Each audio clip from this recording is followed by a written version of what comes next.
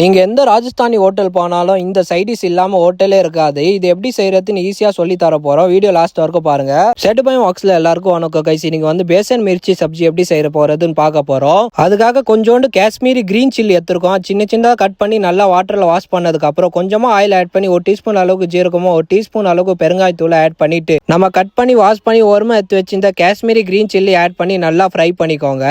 அதுக்கப்புறம் 1/4 டீஸ்பூன் அளவுக்கு மிளகாத்தூளும் 1/4 டீஸ்பூன் அளவுக்கு மஞ்சத்தூளும் டேஸ்ட்டுக்கு ஏற்ற மாதிரி உப்பு ஆட் பண்ணி ஒரு அரை கிளாஸ் அளவுக்கு வாட்டர் ஆட் பண்ணி மூடி வச்சு ஒரு 2 நிமிஷம் எண்ணெய் விட்டு வர வரைக்கும் வெயிட் பண்ணுங்க.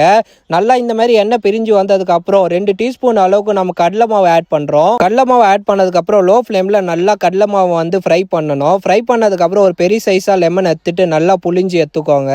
லெமன் ஆட் பண்ணதுக்கு அப்புறம் நல்லா மிக்ஸ் பண்ணிட்டு கேஸ் ஆஃப் பண்ணீங்கன்னா பேசன் மிர்ச்சிக்கு சப்ஜி ரெடி ஆயிரும். நான் எதுக்கு காஷ்மீரி கிரீன் சில்லி யூஸ் பண்ணனா காரம் கம்மியா இருக்கும். உங்களுக்கு இது கிடைக்கலனா கூட நீங்க பஜ்ஜி போற மல்கா கூட யூஸ் பண்ணலாம்.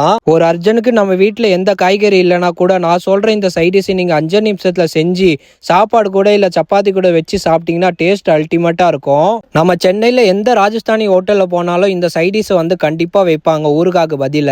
உங்களுக்கு இந்த ரெசிபி பிடிச்சிருந்தா அடுத்த என்ன ரெசிபி செய்யலாம்னு கமெண்ட் செக்ஷன்ல சொல்லிட்டு போங்க.